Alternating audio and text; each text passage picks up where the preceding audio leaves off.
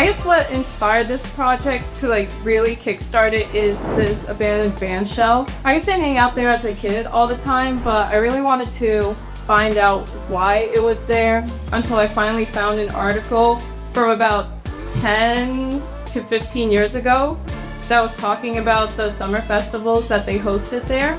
They used to have a lot of big name artists for free, open to the public and everything. The reason they shut it down around 2011 was because people were moving in and complaining about the noise, so it just couldn't happen anymore.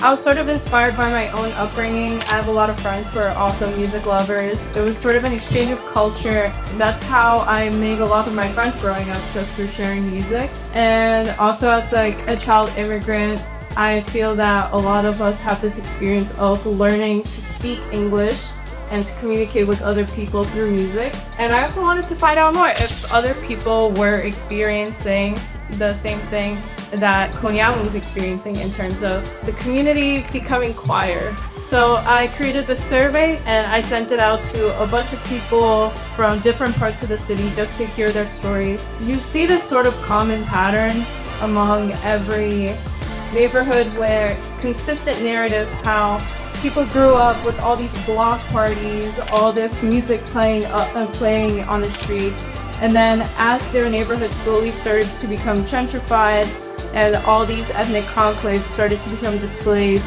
the neighborhood became quieter and there's a lot more policing of sound. I also wanted to explore this idea of musical gentrification and digital gentrification, because in the age of streaming services, we are losing a lot of media, especially media that isn't more popular, isn't more mainstream. And we are also falling into this hole of consumerism and making music more for money rather than just for the art of it and the exchange of it. So I wanted to create this musical archive to kind of take these stories from all these individual neighborhoods. From this survey, I was able to find a lot of common trends and genres from different parts of the city. For example, South Brooklyn, I see a lot of old school hip hop, a lot of reggae, and you don't really get to know much about them unless you're in those specific spaces. And it's very hard to have your voice be heard when the neighborhood is just slowly going down this trend of becoming mainstream and just quiet. My goal eventually is to create this archive that stores all these music trends and all these tastes of these people in particular neighborhoods, specifically the neighborhoods that are at risk of gentrification or are already becoming gentrified. Being able to create a CD collection for each neighborhood and eventually create a mobile pop-up that is publicly accessible and financially accessible to everyone, to have people share their stories and be able to contribute.